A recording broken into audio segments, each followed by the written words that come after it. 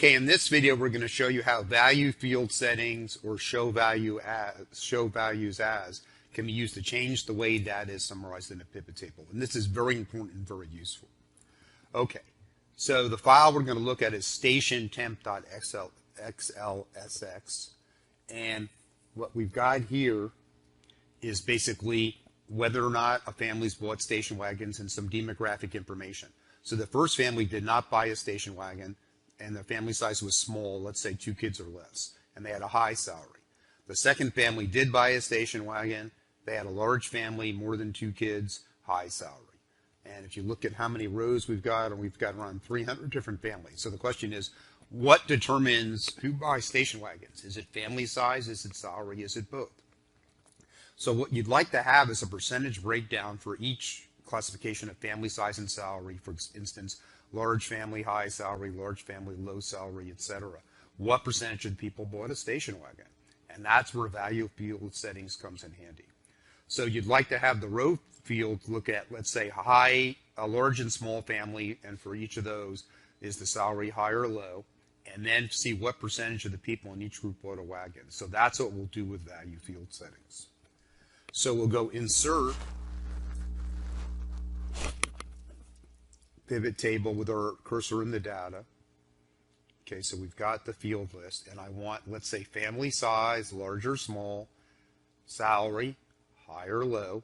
So I now can see large family, high salary, large family, low salary, and then I want, did they buy a wagon? I'll put that in the column field, yes or no. And so I'd like to see how many people in each of these groups bought a wagon or not. So what should go in the values? Well, we're counting stuff. We're not doing sum or average. When you're counting stuff, it doesn't matter what goes in the values, but we'll just put station wagon. So now I see, for example, that when we've got a large family with high salary, 34 didn't buy a wagon and 100 did. Okay, now I'd like to flip this so yes comes first so I can sort on column labels. Column label Z to A. So the yes goes on the left. Okay, now we don't have a percentage breakdown. But if we right-click in the table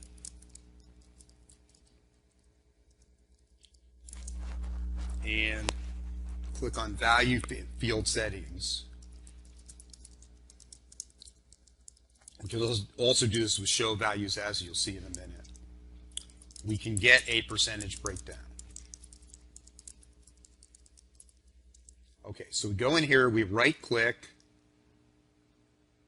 value field settings. Okay, now we could change count to sum or count to average.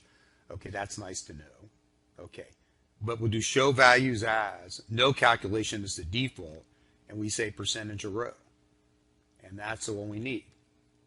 So we see, for example, if the family size is large, around 70% of the people buy a wagon, independent of salary. If the family size is small, about 5 or 6% buy a wagon, independent of salary. So it looks like family size is the key driver of station wagon purchase, not salary. This is, again, made up data, but that's okay.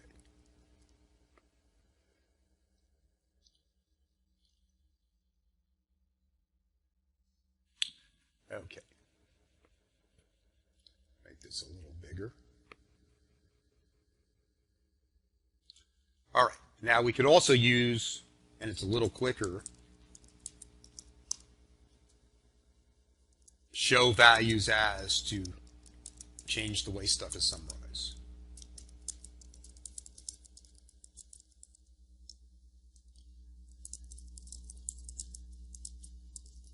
So let's go back and change this to where there was no calculations.